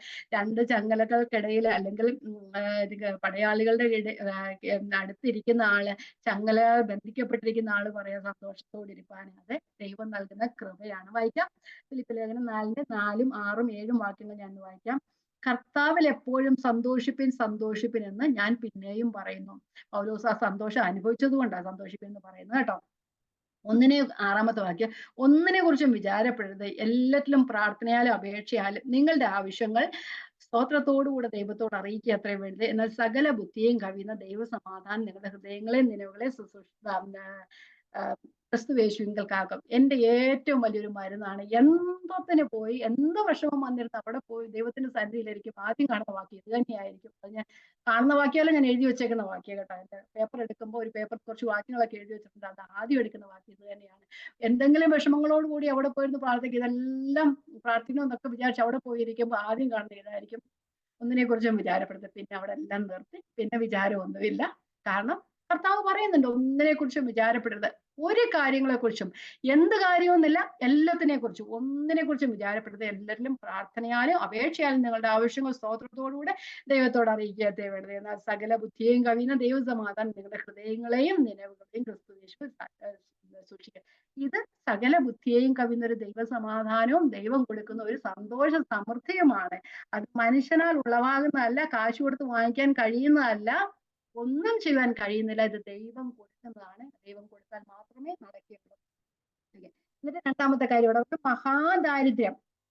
അവർ അനുഭവിച്ച ആ കഷ്ടതയിൽ മറ്റുള്ളവരെ സഹായിക്കാനുള്ള ഒരു മനസ്സ് ലഭിച്ചു. കാരണം സമൃദ്ധിയിൽ ഇരിക്കുന്നവർ കൊടുക്കുന്നതിനേക്കാളും അധികം വിലയുള്ളതാണ് കഷ്ടങ്ങളിൽ ഇരിക്കുന്നവർ കൊടുക്കുന്നത്. കാരണം അവര് ദാരിദ്ര്യം അനുഭവിച്ചവരാണ്. അവർക്കറിയാം ദാരിദ്ര്യത്തിലൂടെ കടന്നു പോകുമ്പോൾ അതിന്റെ അവസ്ഥ എന്താണെന്ന് അവർക്കറിയാം. അതുകൊണ്ട് മറ്റുള്ളവരും ആ അവസ്ഥയിലായിരിക്കുമ്പോൾ അവർക്കറിയാം അവർക്ക് സഹായം കൊടുക്കേണ്ടത് ഞങ്ങളുടെ കടമയാണ്. കാരണം ആ ദാരിദ്ര്യത്തിന്റെ വില അറിഞ്ഞവർക്ക് മാത്രമേ മറ്റു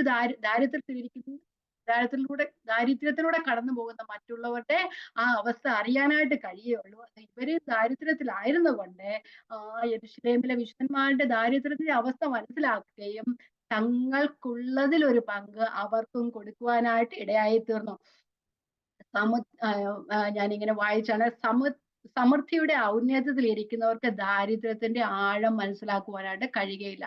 എന്നൂടെ പറയാം, സമൃദ്ധിയുടെ ഔന്നത്യത്തിൽ ഇരിക്കുന്നവർക്ക് ദാരിദ്ര്യത്തിന്റെ ആഴം മനസ്സിലാക്കുവാനായിട്ട് പ്രയാസമാണ്. ഞാൻ ഇങ്ങനെ കേട്ടിട്ടുണ്ട്. ഒരിക്കൽ പണ്ടെങ്ങോ എന്നോ ഉള്ള ഇംഗ്ലണ്ടിലെ ഒരു രാജ്ഞി തന്റെ ജനങ്ങളെ സന്ദർശിക്കാനായിട്ട് ഒരിക്കൽ ഇങ്ങനെ ഇറങ്ങി നടക്കുകയായിരുന്നു. അപ്പൊ ഒരു സ്ത്രീയോ ആരോ ഒരാൾ ഇങ്ങനെ വന്ന് ആ രാജ്ഞിയോട് പറഞ്ഞു, ഞങ്ങൾക്ക് ഡെയിലി ബ്രെഡിന് പോലുമുള്ള പൈസ ഇല്ല എന്ന് പറഞ്ഞപ്പം രാജ്ഞി പറയുകയാണ്, പിന്നെ ബ്രെഡ് പോലും വാങ്ങിക്കാൻ കഴിയില്ല എന്ന് പറഞ്ഞപ്പോ അപ്പം രാജ്ഞി പറയാണ്, ബ്രെഡ് വാങ്ങിക്കാൻ ഒക്കില്ലെങ്കിൽ പിന്നെ കേക്ക് വാങ്ങിച്ചു കഴിച്ചുകൂടായോ എന്ന്. അപ്പൊ ഇവിടെ പറഞ്ഞ ബ്രെഡ് വാങ്ങിക്കാനുള്ള കാശ് പോലും ഇല്ല. അപ്പം പറയാം, ബ്രെഡ് വാങ്ങിക്കാനില്ലെങ്കിൽ ആ കേക്ക് വാങ്ങിച്ചോ. കാരണം അതാണ് പറയുന്നത്, സമൃദ്ധിയുടെ ഔന്നത്യത്തിൽ ഇരിക്കുന്നവർക്ക് ദാരിദ്ര്യത്തിന്റെ വില അറിയത്തില്ല. കാരണം കേക്ക് വാങ്ങിക്കാൻ കാശുണ്ടായിരുന്ന 10 ബ്രെഡ് വാങ്ങിച്ച് കഴിച്ചേനെ അല്ലേ. പക്ഷെ അവർക്ക് അവരുടെ ആ അവസ്ഥ മനസ്സിലാക്കുവാനായിട്ട് കഴിയുന്നില്ല. അപ്പൊ ഇവിടെയും നമുക്ക് പറയാൻ കഴിയുന്നത്, മഹാദാരിദ്ര്യത്തിലായിരുന്നത് കൊണ്ട്, വെറും ദാരിദ്ര്യമല്ല, മഹാദാരിദ്ര്യത്തെ തങ്ങളുടെ ആവശ്യ കാര്യങ്ങൾക്ക് പോലും അവർക്കില്ലാതിരുന്നത് കൊണ്ട് മറ്റുള്ളവർ കഷ്ടപ്പെടുമ്പോൾ അതിന്റെ വിഷമം അവർക്ക് മനസ്സിലാക്കുവാനായിട്ട് കഴിയും. അപ്പം ഈ നമുക്കറിയാം, പൗലോസ് രണ്ട് കൊരിന്ത്യർ ആദ്യം എഴുതുമ്പോൾ തന്നെ പറയുന്നുണ്ട്, ഞങ്ങൾ കഷ്ടത്തിലായപ്പോൾ ദൈവം ഞങ്ങളെ ആശ്വസിപ്പിച്ച ആശ്വാസം കൊണ്ട് നിങ്ങൾക്ക് ആശ്വാസം പകരുവാൻ ഞങ്ങൾക്ക് കഴിയും. ഇതാണ്, ദൈവം നമ്മെ കഷ്ടത്തിലിരിക്കുമ്പോൾ ആശ്വസിക്കുമ്പോൾ ആ ആശ്വാസം ലഭിച്ചവർ മറ്റുള്ളവരെ ആശ്വസിപ്പിക്കാൻ കഴിയും. ഇതേ അവസ്ഥ തന്നെയാണ് കഷ്ടത്തിലിരിക്കുന്ന അല്ലെങ്കിൽ ഇരിക്കുന്നവർക്ക് മറ്റുള്ളവരുടെ കഷ്ടത മനസ്സിലാക്കുവാനും അവരെ സഹായിക്കാനായിട്ട് കഴിയും. ഞാൻ ആ വാക്യം വായിക്കുന്നില്ല. 2 കൊരിന്ത്യർ 1:4 പറയുന്ന, ഞങ്ങളുടെ കഷ്ടങ്ങൾ ദൈവം ഞങ്ങൾക്ക് കൃപ നൽകിയത് കൊണ്ട് നിങ്ങളുടെ കഷ്ടങ്ങളും ഞങ്ങൾക്ക് ആശ്വസിപ്പിക്കാനായിട്ട് കഴിയും. പിന്നെ ഒന്ന്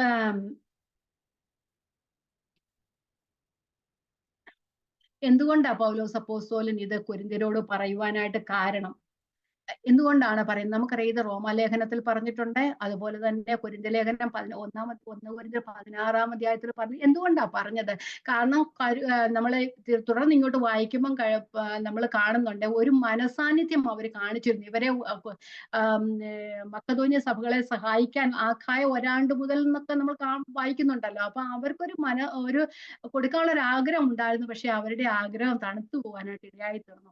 അതുകൊണ്ട് അവരോട് പറയുകയാണ്, 1 കൊരിന്ത്യർ 16 അധ്യായത്തിൽ പറയുന്നത്, നിങ്ങൾ ചരിതിച്ചു വെക്കണം. ഓരോ ആഴ്ചയുടെ ആഴ്ചവട്ടത്തിന്റെ 1-ാം നാൾ നിങ്ങൾ ആ ആലയത്തിൽ വരുമ്പോൾ അല്ലെങ്കിൽ സഭ ഒരുമിച്ച് കൂടി വരുമ്പോൾ നിങ്ങൾക്കുള്ളത് കൊണ്ടുവരണമെന്നൊക്കെ പറഞ്ഞു. എന്തുകൊണ്ടാ? അവരും സഹായിക്കണം. അതുകൊണ്ട് അവർക്കും അധികമില്ല എങ്കിലും ഉള്ളതിൽ നിന്ന് അവരും സഹായിക്കണമെന്ന് പറയുന്നുണ്ട്. നമുക്കൊന്ന് വായിക്കാം. 1 കൊരിന്ത്യർ 16 അധ്യായത്തിന്റെ 1, 2, 3, 4 വാക്യങ്ങൾ. അവരെ ഒരുമിച്ച് കൊടുക്കാനുള്ള, അവരെല്ലാം ഡെയിലി വേജസ് ആയിരിക്കാം, അവർക്കെല്ലാം ഒരുമിച്ച് കൊടുക്കാനുള്ള അവർക്ക് അവസരം, എന്താ പറയുന്നത്, ആ സമ്പത്ത് കാണുകയില്ലായിരിക്കാം. അതുകൊണ്ട് ഓരോ ദിവസവും നിങ്ങൾ ഛർദ്ദിച്ചു വെച്ച് കൊടുക്കണമെന്നാ പറയുന്നത് അല്ലെ. ഇതെല്ലാം കൊരിന്ത്യരോട് പറയുന്നത്, നിങ്ങൾ എന്താ പറയുന്നത്, അതൊന്ന് നിങ്ങൾ മുൻകൂട്ടി അത് കരുതി വെക്കണം എന്നുള്ള ഒരു ചിന്തയാണ് ഇവിടെ പറയുന്നത്. അപ്പം ഒരു മുൻകരുതൽ എടുക്കണം എന്നുള്ള ചിന്തയാണ് നമുക്ക് അവിടെ കാണുവാനായിട്ട് കഴിയുന്നത്. 1 കൊരിന്ത്യർ 16-1. വിശുദ്ധന്മാർക്ക് വേണ്ടിയുള്ള ധർമ്മശേഖരത്തിന്റെ കാര്യത്തിലോ ഞാൻ ഗലാത്യ സഭകളോട് ആജ്ഞാപിച്ചതുപോലെ നിങ്ങളും ചെയ്യുവിൻ. ഞാൻ വന്ന ശേഷം മാത്രം ശേഖരം ഉണ്ടാകാതിരിക്കേണ്ടതിന് ആഴ്ചവട്ടത്തിന്റെ 1-ാം നാൾ തോറും നിങ്ങളിൽ ഓരോരുത്തൻ തനിക്ക് കഴിവുള്ളത് ശ്രദ്ധിക്കണം. നിങ്ങൾ നിങ്ങളിൽ ഓരോരുത്തൻ തനിക്ക് കഴിവുള്ളത് ചരദിച്ചു തന്റെ മക്കൾ വെച്ചു കൊള്ളണം. പൗലോസ് പറയുന്നില്ല നിങ്ങൾ ഇത്ര കൊടുക്കണമെന്നൊന്നും പറയത്തില്ല. ഓരോരുത്തൻ വോളണ്ടറി ആണ്. ഓരോരുത്തൻ തനിക്ക് കഴിവുള്ളത് ചരദിച്ചു തന്റെ പക്കൽ വെച്ചു കൊള്ളണം. ഞാൻ എത്തിയ ശേഷം നിങ്ങളുടെ ധർമ്മം യെരൂശലേമിലേക്ക് കൊണ്ടുപോകുവാൻ നിങ്ങൾക്ക് സമ്മതമുള്ളവരെ ഞാൻ എഴുത്തോടുകൂടെ അയക്കും. ഞാനും പോകുവാൻ തക്കവണ്ണം അത് യോഗ്യമായിരുന്നു, അവർക്ക് എന്നോടുകൂടെ പോകാം. അപ്പൊ അവരൊരു മുൻകരുതൽ എടുക്കണം എന്നാണ്. അവർ ഓൾറെഡി ആ കൊരിന്ത്യർ ലേഖനം എഴുതിയപ്പോൾ അവരോട് പറഞ്ഞതായിരുന്നു ഇതെടുക്കണം എന്നുള്ള. അവർ ആ സന്നദ്ധത കാണിച്ചു, പക്ഷെ അവരുടെ ആ ഒരു മനോഭാവം വെച്ച് കാണിക്കുവാനായിട്ട് ഇടയായി തീർന്നു. ഓക്കെ, ഇനി നമുക്ക് അടുത്ത വാക്യത്തിലേക്ക് പോകാം. ഇവിടെ നമ്മൾ കണ്ടത് സോറി മക്കതോന്യ സഭകൾക്ക് ലഭിച്ച ദൈവകൃപ അവർക്ക് ആ കഠിന ശോധനയിലായിരുന്നിട്ടും, അവർ കഷ്ടതയെന്ന കഠിന ശോധനയിലായിരുന്നിട്ടും അവർക്കുണ്ടായ ആ സന്തോഷ സമൃദ്ധിയും മഹാദാരിദ്ര്യം, അവർക്ക് സന്തോഷ സമൃദ്ധി ദൈവം കൊടുത്തു. അതുപോലെ തന്നെ ആ ദാരിദ്ര്യത്തിലൂടെ അവർ കടന്നു പോയത് കൊണ്ട് ധാരാളം ഔദാര്യം കാണിപ്പാൻ ഇടയായി തീർന്നു അവർക്ക്. അവിടെ പറയുന്നു, എന്നിട്ട് അത് വിശദീകരിക്കുക താഴോട്ട് അവരെങ്ങനെയാ കൊടുത്തതെന്ന് പറയുകയാണ് അടുത്ത വാക്യങ്ങളിലൊക്കെ. നമുക്കൊന്ന് വായിക്കാം.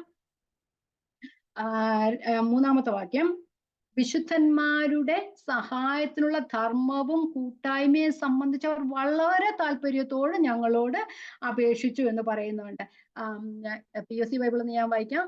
വിശുദ്ധരെ ശുശ്രൂഷിക്കുന്നതിനുള്ള ഭാഗ്യത്തെ തങ്ങളെ കൂടി ഭാഗവക്കുകളാക്കണമേ എന്ന് അവർ ഞങ്ങളോട് തീവ്രമായി അപേക്ഷിച്ചു. അപ്പൊ ഇത് അവർക്കൊരു ബാധ്യതയല്ല, ഇത് അവർക്ക് എന്താ പറയുന്നത്, അവരുടെ പ്രിവിലേജസ് ആയിട്ട് അവർ കണക്കാക്കിയാണ് ചെയ്തത്. ഇത് പറഞ്ഞ ഞാൻ POC ഒന്നുകൂടെ വായിക്കാം. വിശുദ്ധന്മാരെ ശുശ്രൂഷിക്കുന്നതിനുള്ള ഭാഗ്യത്തിൽ തങ്ങളെ കൂടി ഭാഗഭാക്കുകളാക്കണമെന്ന് അവർ ഞങ്ങളോട് വളരെ തീവ്രമായി അപേക്ഷിച്ചു എന്ന് കാണുന്നത്.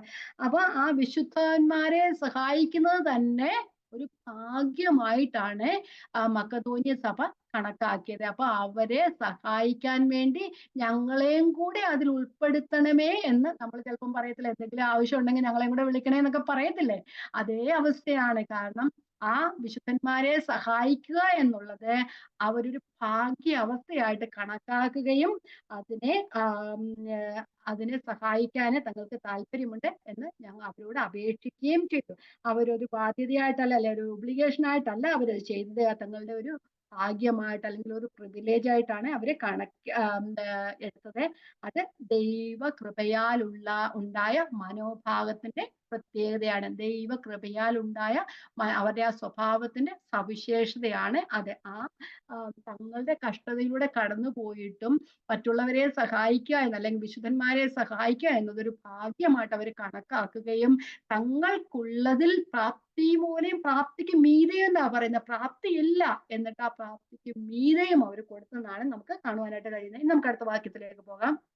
4, പ്രാപ്തി പോലെയും പ്രാപ്തിക്ക് മീതെയും സ്വമേധയായി കൊടുത്തു എന്നതിന് ഞാൻ സാക്ഷി. പ്രാപ്തി പോലെയും പ്രാപ്തിക്ക് മീതെയും സ്വമേധയായി കൊടുത്തു എന്നതിന് ഞാൻ സാക്ഷി. പറയുന്നത് PSC വായിക്കാം. അവർ തങ്ങളുടെ കഴിവനുസരിച്ചും അതിൽ കവിഞ്ഞും തുറന്ന മനസ്സോടെ ദാനം ചെയ്തെന്ന് സാക്ഷ്യപ്പെടുത്തുവാൻ എനിക്ക് കഴിയും. പൗലോസ് അപ്പോസ്തലൻ പറയുകയാണ്, അവരുടെ അവസ്ഥകളെല്ലാം പൗലോസിന് അറിയാം. അതുകൊണ്ട് പറയുകയാണ്, അവരുടെ കഴിവനുസരിച്ചും കഴിവിന് മീതെയും തുറന്ന മനസ്സോടെ അവർ കൊടുത്തു എന്നാണ് പറയുന്നത്. അപ്പൊ അവരുടെ അടുത്ത പ്രത്യേകത, അവരില്ലായ്മയിൽ നിന്നും കൊടുത്തു. അതുപോലെ തന്നെ അവരാരും നിർബന്ധിച്ചിട്ടല്ല കൊടുത്തത്. അത് എന്താ പറയുന്നത്, അവരെ ആ ഒരു അവരുടെ സ്വമേധയായി കൊടുത്തു, അവർ വോളണ്ടറിലി കൊടുത്തെന്നാ പറയുന്നത്. അവരെ ആരും പ്രഷർ ചെയ്തിട്ടല്ല അവർ കൊടുത്ത്. പൗലോസ് അപ്പോസ്തലൻ പറഞ്ഞു എന്നല്ലാതെ നിങ്ങൾ ഇത്ര കൊടുക്കണമെന്നോ നിങ്ങൾ എങ്ങനെ കൊടുക്കണമെന്നൊന്നും പറഞ്ഞില്ല അവരോട്.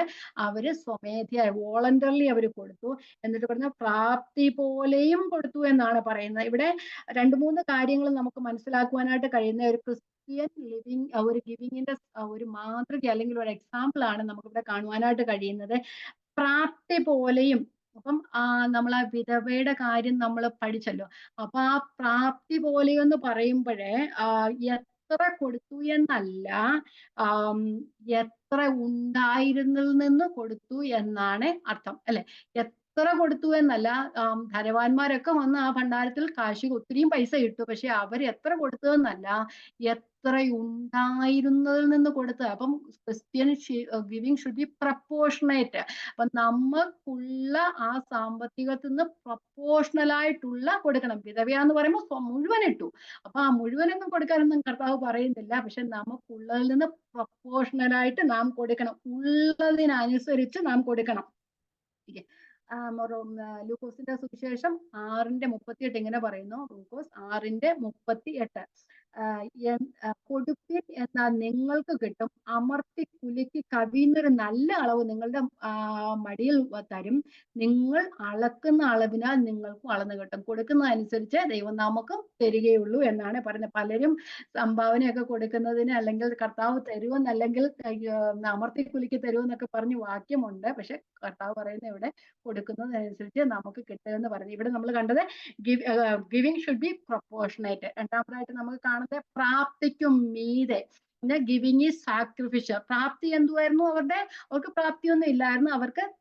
അവർക്ക് ആവശ്യമുള്ളത് പോലും ഇല്ലായിരുന്നിട്ട് അവരുടെ ആ ഒരു പ്രാപ്തിക്കും മീതെ, ബിയോണ്ട് ദിയർ എബിലിറ്റി എന്ന ഇംഗ്ലീഷ് പറയുന്നത്. അപ്പൊ അവര് സാക്രിഫിഷ്യൽ ആയുള്ള ഒരു ഗിവിംഗ് ആയിരുന്നു. ത്യാഗപൂർണമായ ഒരു ഗിവിംഗ് ആയിരിക്കണം. കാരണം സമൃദ്ധിയിൽ നിന്ന് കൊടുത്തതല്ല, അവരുടെ ദാരിദ്ര്യത്തിൽ നിന്ന് കൊടുത്താണ്.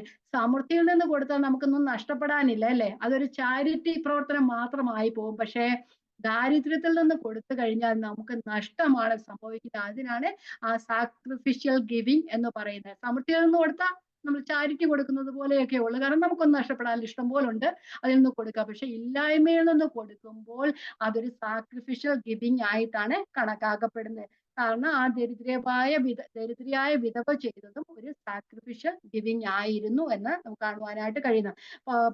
കർത്താവായ യേശുക്രിസ്തു പർവ്വത പ്രസംഗത്തിൽ പറഞ്ഞ ചില വാക്യങ്ങൾ വായിച്ചിട്ട് നമുക്ക് മുമ്പോട്ട് പോകാം. ഒരു 4-5 മിനിറ്റ് കൊണ്ട് ഞാൻ ഇവിടെ സമയമായി വരുന്നല്ലോ. മത്തായി സുവിശേഷം 6:2, 3, 4 വാക്യങ്ങൾ, എന്നിട്ട് 19-ാമത്തെ വാക്യം. ഓക്കെ. മത്തായി സുവിശേഷം 6:2. ആകയാൽ ഭിക്ഷ കൊടുക്കുമ്പോൾ മനുഷ്യരാൽ മാനം ലഭിപ്പാൻ പള്ളികളിലും വീഥികളിലും കപടഭക്തിക്കാർ ചെയ്യുന്നത് പോലെ നിന്റെ മുമ്പിൽ കാഹളം ഊതിക്കരുത്, അവർക്ക് പ്രതിഫലം കിട്ടിപ്പോയി എന്ന് ഞാൻ സത്യമായിട്ട് നിങ്ങളോട് പറയുന്നു. നീയോ ഭിക്ഷ കൊടുക്കുമ്പോൾ നിന്റെ ഭിക്ഷ രഹസ്യത്തിലായിരിക്കേണ്ടതിന് വലങ്കൈ ചെയ്യുന്നത് എന്ത് എന്ന് ഇടങ്കൈ അറിയരുത്. രഹസ്യത്തിൽ കാണുന്ന നിന്റെ പിതാവ് നിനക്ക് പ്രതിഫലം തരും. ഇനി 19-20. പുഴുവും തുരുമ്പും കെടുക്കുകയും കള്ളന്മാർ തുരന്നു മോഷ്ടിക്കുകയും ചെയ്യുന്ന ഈ ഭൂമിയിൽ നിങ്ങൾ നിക്ഷേപം സ്വരൂപിക്കരുത്. പുഴുവും തുരുമ്പും കെടുക്കാതെയും കള്ളന്മാർ തുരന്നു മോഷ്ടിക്കാതെയും ഇരിക്കുന്ന സ്വർഗത്തിൽ നിക്ഷേപം സൂക്ഷിക്കുന്നു. കർത്താവ് പറയും, നിങ്ങൾ ജീവിച്ചിരിക്കുമ്പോൾ നിങ്ങൾ പോകുമ്പോൾ ഒന്നും കൊണ്ടുപോകത്തില്ല അങ്ങോട്ട്. നിങ്ങൾക്ക് കൊണ്ടുപോകാൻ കഴിയുന്ന ഒരു കാര്യമേ ഉള്ളൂ, നിങ്ങൾ ഇവിടെ കൊടുക്കുമ്പോൾ നിങ്ങൾ സ്വർഗത്തിലാണ് നിക്ഷേപം സ്വരൂപിക്കുന്നത് എന്നാണ് അതിന്റെ അർത്ഥം. അപ്പൊ അത് കഴിഞ്ഞ് പൗലോസ് അപ്പോസ്തലൻ ഫിലിപ്പിയർക്ക് എഴുതുമ്പോഴും പറയുന്നുണ്ട്, നിങ്ങൾ കൊടുക്കുക, നിങ്ങൾക്ക് കൊടുത്തു കഴിഞ്ഞാൽ പൗലോസ് അപ്പോസ്തലൻ തിരിച്ച് സഹായിക്കുമെന്നല്ല പറയുന്നത്, കർത്താവ് നിങ്ങളുടെ ബുദ്ധിമുട്ടുകൾ തന്റെ ധനത്തിനൊത്തവണ്ണം തീർത്തു തരുമെന്ന് പറയുന്നുണ്ട്. ഫിലിപ്പിയർ 4:19 നമുക്കറിയാവുന്ന വാക്യമാ. ഫിലിപ്പിയർ 4:19, എന്റെ ദൈവമോ നിങ്ങളുടെ ബുദ്ധിമുട്ടൊക്കെയും മഹത്വത്തോടെ തന്റെ ധനത്തിനൊത്തവണ്ണം ക്രിസ്തുയേശുവിൽ പൂർണ്ണമായും തീർത്തു തരുമെന്ന് പറയുന്നു. ഇപ്പൊ നമ്മൾ അവരുടെ ആ ഒന്നാമത്തെ സ്വഭാവം കണ്ടത്, അവരെ പ്രൊപ്പോർഷണേറ്റ് ആയിട്ട് അവർ കൊടുത്തു, ഉള്ളതിൽ നിന്ന് തനിക്കുള്ള കൊടുത്തു. അതുപോലെ തന്നെ അവരുടെ ഒരു സാക്രിഫിഷ്യൽ ഗിവിംഗ് ആയിരുന്നു. അതുപോലെ തന്നെ അവരുടെ ആ ഗിവിംഗ് വോളണ്ടറി ആയിരുന്നു. ഗിവിംഗ് വാസ് വോളണ്ടറി, സ്വമേധി അവർ കൊടുത്തു. ക്രിസ്ത്യൻ ഗിവിംഗ് എന്ന് പറഞ്ഞാൽ അത് നിർബന്ധത്താൽ ആയിരിക്കല്ലേ, അത് സ്വമേധി ആയിരിക്കണം. അതിനൊത്തൊരു ഉദാഹരണമാണ് കർത്താവ്. ദൈവമാണ് നമ്മുടെ ഉത്തമ ഉദാഹരണം. തന്റെ പുത്രനെ നമുക്ക് വേണ്ടി കർത്താവ് തരുവാനായിട്ട് ഇടയായി തീർന്നു. അപ്പൊ അവിടെ പറയുന്നു, സ്വന്തം പുത്രനെ ആദരിയാതെ റോമാലേഖനം 11-ാം, സ്വന്തം പുത്രനെ ആദരിയാതെ നമുക്കെല്ലാവർക്കും വേണ്ടി ഏൽപ്പിച്ചു തന്നെ അതിനോടുകൂടി നമുക്ക് എല്ലാം തരാതിരിക്കുമോ എന്ന് ചോദിക്കുന്നു. കർത്താവ് നമുക്ക് തന്റെ പുത്രനെ, ഏകജാതനായ പുത്രനെ നമ്മുടെ പാപങ്ങൾക്ക് വേണ്ടി യാഗമാക്കുവാനായിട്ട് ദൈവം ഏൽപ്പിച്ചു കൊടുത്ത പുത്രനെ തകർത്ത് കളയുവാൻ പിതാവിന് ഇഷ്ടം തോന്നിയെന്ന് നമ്മള് യെശയ്യാവിന്റെ 53-ാം അധ്യായത്തിൽ നാം കാണുന്നത്, അല്ലേ? അപ്പൊ ആ ഒരു ഉത്തമ ഉദാഹരണം കർത്താവ് തന്നെയാണ് നമുക്ക് മാതൃക കാണിച്ചു തന്നത്. അതുകൊണ്ട് ഇവിടെ പറയുന്നു അവരുടേത് അവർ വോളണ്ടറി ആയിട്ട് കൊടുത്തു, നിർബന്ധത്താലല്ല, അവർ സ്വമേധയാ കൊടുത്തു എന്ന് കാണുവാനായിട്ട് കഴിയുന്നത്. അതുപോലെ തന്നെ പൗലോസ് പറയുന്നു അവർ കൊടുത്തത് എന്നതിന് ഞാൻ സാക്ഷി. പൗലോസ് അപ്പോസ്തലൻ അവരുടെ അവസ്ഥ അറിയാം, അവർ കൊടുത്തു എന്ന് കാണുകയും ചെയ്തു. അവരെ പോലെയും പ്രാപ്തിക്കു മീതെയും കൊടുത്തു എന്നതിന് ഞാൻ സാക്ഷി എന്ന് പറയുന്നുണ്ട്. പഴയ നിയമത്തില് നമുക്കറിയാം, പഴയ നിയമത്തിലെ ഗിവിങ്ങും പുതിയ നിയമത്തിലെ ഗിവിങ്ങും തമ്മിൽ വ്യത്യാസമുണ്ട്. പഴയ നിയമത്തിൽ എങ്ങനെയായിരുന്നു? ഒരു കൽപ്പനയായിരുന്നു അത് കൊടുക്കണമെന്നുള്ളത്. പുതിയ നിയമത്തിലും കൽപ്പന തന്നെയാണ് കൊടുക്കണമെന്നുള്ളത്. പക്ഷെ പഴയ നിയമത്തിൽ കൊടുത്തിരുന്നത് ദശാംശമായിരുന്നു കൊടുത്തിരുന്നത്, അല്ലെ? പക്ഷെ പുതിയ നിയമത്തിൽ വരുമ്പോ അത് വോളണ്ടറി ഗിവിങ് ആണ്, സ്വമേധയാ കൊടുക്കണം. അത് ഇത്ര പഴയ നിയമത്തിൽ കൃത്യമായിട്ട് പറയുന്നുണ്ടായിരുന്നു, നിങ്ങൾ ആ 10-1 ദൈവത്തിന് കൊടുക്കണമെന്ന് പറയുന്നുണ്ടായിരുന്നു, ദൈവാവശ്യങ്ങൾക്ക് വേണ്ടി കൊടുക്കണമെന്ന്. പുതിയ നിയമത്തിൽ വരുമ്പോഴേ അളവൊന്നുമില്ല, നാം സ്വമേധയായി കൊടുക്കണം. പക്ഷെ ഇവിടെ പറയുന്നത് പ്രൊഫഷണലായിട്ട് ആയിരിക്കണം, അതുപോലെ തന്നെ സാക്രിഫിഷ്യൽ ആയിരിക്കണം, അതുപോലെ വോളണ്ടറി ആയിരിക്കണം. അതാണ് മക്കെദോന്യ സഭയെ പൗലോസ് അപ്പോസ്തലൻ ഒരു മാതൃകയായിട്ട് എടുക്കാനായിട്ട് കാരണമായി തന്നെ. പല സഭകളും ഈ ആവശ്യത്തിൽ പൗലോസ് അപ്പോസ്തലൻ പോയ സ്ഥലത്ത് നിർത്തുകയാണ്, പോയ സ്ഥലങ്ങളിലെല്ലാം ഇത് പറഞ്ഞിട്ടുണ്ടായിരിക്കാം. എങ്കിൽ തന്നെയും മക്കെദോന്യ സഭകളുടെ കാര്യം എടുത്ത് ഉത്തമ ഉദാഹരണമായിട്ട് കൊരിന്ത്യ സഭയോട് പോലും പറയുവാനായിട്ട് കാരണമായി തീരുന്നത് അവർക്ക് ലഭിച്ച ദൈവകൃപ കാരണം. അവര് കഷ്ടത എന്ന കഠിന ശോധനയിലായിരുന്നിട്ടും അവർക്കുണ്ടായിരുന്ന ആ സന്തോഷ സമൃദ്ധിയും അവരുടെ മഹാദാരിദ്ര്യവും ധാരാളം ഔദാര്യം കാണിപ്പാനായിട്ട് ഇടയായി തീർന്നു. അവർ കൊടുത്തത് എങ്ങനെയാ? അവര് സ്വമേധയാ കൊടുത്തത്, മറ്റുള്ളവർ നിർബന്ധത്താലല്ല കൊടുത്തത്. അവര് കൊടുത്തത് ആ പ്രാപ്തി പോലെയും പ്രാപ്തിക്കു മീതെയും കൊടുക്കാനായിട്ട് ഇടയായി തീർന്നു. ദരിദ്രയായ വിധവ 2 കാശിട്ടതുപോലെ അവരുടെ സമൃദ്ധിയിൽ നിന്നല്ല അവർ കൂട്ടുന്നത്, അവരുടെ ഇല്ലായ്മയിൽ നിന്ന് കൊടുക്കുവാനായിട്ട് ഇടയായി തീർന്നു. അപ്പം നമ്മൾ പറയാൻ കഴിയും, നമ്മുടെ സമൃദ്ധിയുടെ ഔന്നതിയിൽ നിന്ന് കൊടുക്കുന്നതല്ല ദൈവം കാണുന്നത്.